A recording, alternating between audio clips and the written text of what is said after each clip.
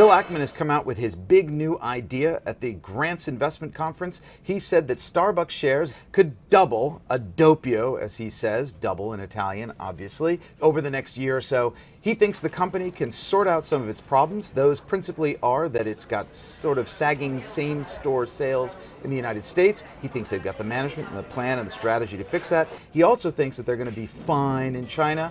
China's their big second market. A lot of questions about whether or not the government's going to give them any trouble. Bill Ackman's view is that the company is well protected, in part because Howard Schultz, the founder of Starbucks, is going to run for the U.S. presidency. I'm Rob Cox of Reuters Breakingviews.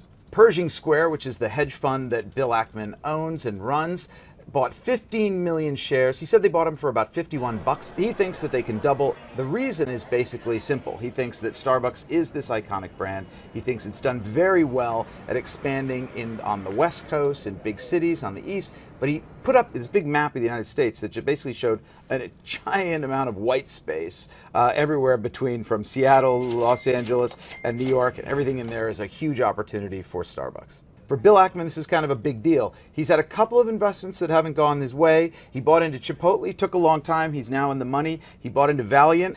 It was about a $4 billion mistake. Oftentimes, Bill Ackman will become an activist investor. He'll jump into the stock of a company and he'll start rattling the cage of the management team.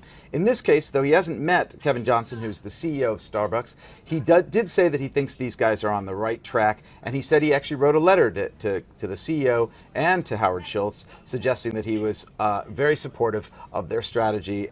A lot of investors will follow Bill Ackman like they do other big investors. Wouldn't surprise me if it certainly forces a lot of them to double down and reconsider some of their investments and to reconsider Starbucks, which has really been a pretty unloved stock for the past year or so.